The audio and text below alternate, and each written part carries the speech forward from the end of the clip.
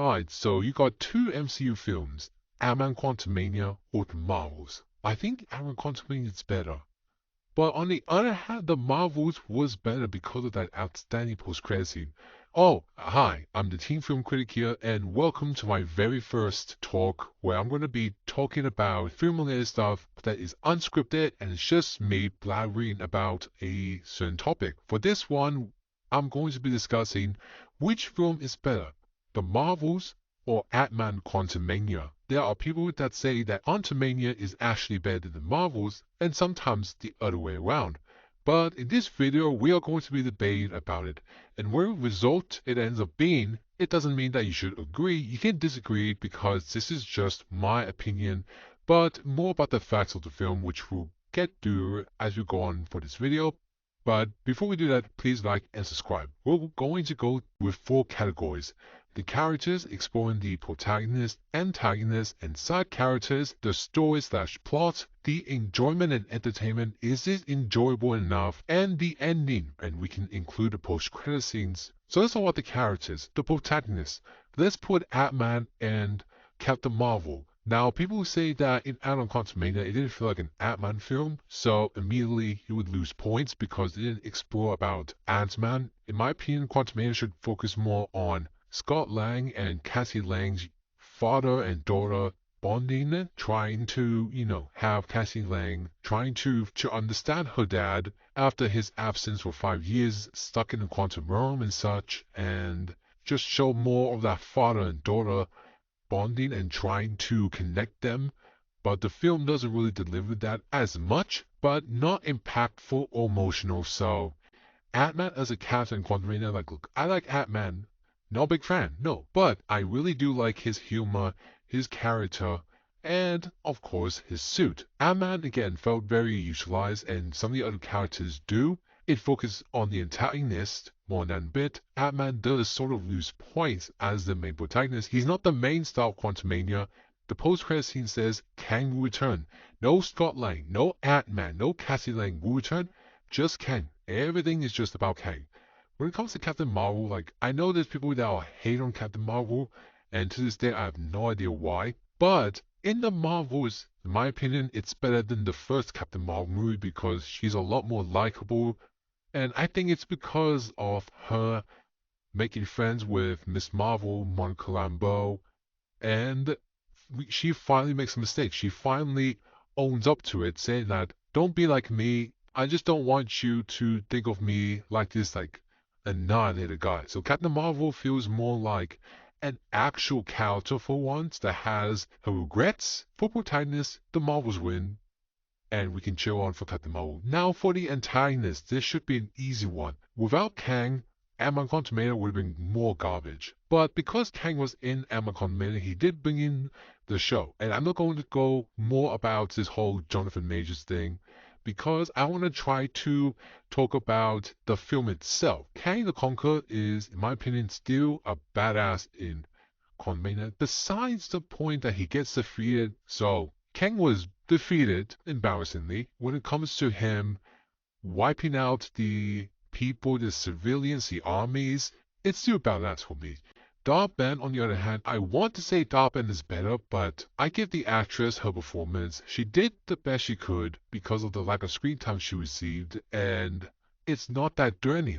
I feel nothing of the villain, and that's really saying something. She's a low-mid villain. I told about that in the Marvel review. Kang the Conqueror would win. Ant-Man Quantumania wins, but I feel like Ant-Man Quantumania focuses a lot on the antagonist and the protagonist. Now let's talk about the side characters. Let's talk about the Ant fam. They felt a bit separated. I just didn't feel, that connectivity. But when it comes to the Marvels, the side characters the same. Monica Rambeau, Miss Marvel's family, Nick Fury, his sort of people who work for him, they're much more enjoyable. I can actually have a fun time with these characters, especially Miss Marvel, and I have no idea how many times I'm going to bless on her performance. In the Marvels, the side characters were much more enjoyable, and it's more about the fun time. While Ant-Man Quantumania, I feel like that the only important characters I feel like are important in Ant-Man Quantumania is Scott Lang, Cassie Lang, some of the people they encountered, and the Wasp, why is she in the film? and her name is literally on the title. The Marvels wins. So when it comes to characters, you got for Quantumania the best antagonist, and for the Marvels the best protagonist and side characters. So the Marvels win for characters. For the story and plot, Quantumania it focuses on the upcoming future. Quantumania, in my opinion, they did do a satisfying job by setting up the future, by showing the threat of the multiverse, showing like what to expect for Avengers 5, especially with that post-credit scene. And it felt like in episode 1. The Marvel, on the other hand, felt very messy. The story felt a bit sloppy. Amazon Manor did set up a lot, so I think that's why people will go against it. But I feel like it does a good job on setting up.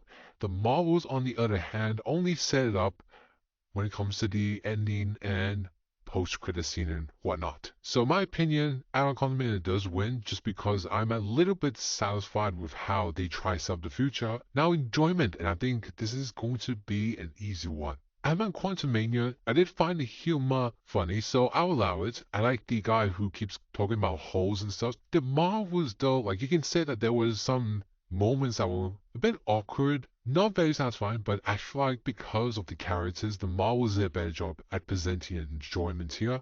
When people say, if people say that the Marvels suck, mainly it will be because of the story and stuff. But if they enjoyed it, if they loved it, they think it's a great film, that is because it's a fun film. So that's why it's pretty easy to say that the Marvels wins. I had a fun time. I enjoyed it. There were parts that were funny. I really did enjoy it. For cinema-wise, the Marvels win. And let's get on to the epic showdown, the ending. Okay, so am I going to make the ending? I feel like the post-credit scene is much more better than the film itself. If you say that the post-credit scene is better than the film, then it could be a bad sign, depending on how you take it. So, yeah.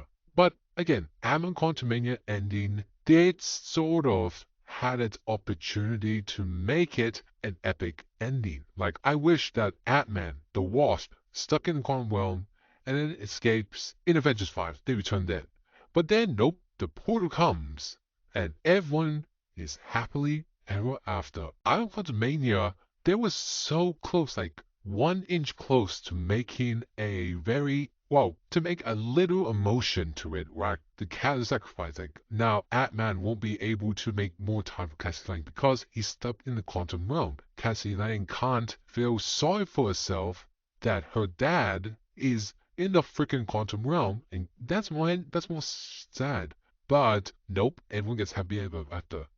But what about the Marvels? Okay, so the Marvels, there is one sacrifice, and that is Monochrome Bow. Like, I'm glad that she was stuck in the other universe, not just because we can see like the Beast and X-Men and stuff, but it just showed this showed a lot of emotions to Captain Marvel because now she couldn't save Monica Rambeau. She's stuck out there, and everyone just thinks she's gone. That's the consequences. You lose someone, and when you say lose someone, it doesn't necessarily mean they're dead. It's just you lose someone, and then you feel sad. I kind of felt sad for it. It may not be the most emotional film compared to Guardians of the Galaxy Volume 3. And by the way, for the record, Guardians of the Galaxy Volume 3 is better than those two films. I just want to say that. But back on topic, the Marvels did have a consequences, which is that not only they saved the universe, but they lost a friend, Monica Rambeau. Like, she's stuck in another universe. Captain Marvel feels sorry, and everyone's like, packing Monica Rambeau's stuff, just feeling sad about it, and that's enough, and that's, great. Now, when it comes to the final battle, they were both mid, but I guess looking from TikTok, everyone just loves seeing the trio punching Darbet in the face, so fun about it. And the setup, Ammo Quantumania, the post-credit scenes were nice and cool. Probably the only or maybe the best part about the film. In the Marvels, the ending and post-credit scene, this is what we wanted. Sure, it's desperate, it may seem like that, but that's the future we all wanted it. So the Marvels wins for the ending. From all of that, from the characters, the story, the entertainment, and the ending, the Marvels win. If you say you actually did like Amon Quantumania, I can see why Amon Quantumania defeated the flaws that the Marvels have. So if you want to say Amon Quantumania is better than the Marvels, I would again understand where you're coming from. But if you love the Marvels more than Amon Quantumania, then again, same reaction. I'm all for it. But in my opinion, I say the Marvels is better than Quantumania. Not to say that I hated Quantumania. I didn't say that, and I wouldn't hate a lot on Quantumania. But we can all agree that God is a Guy's Form Do is better.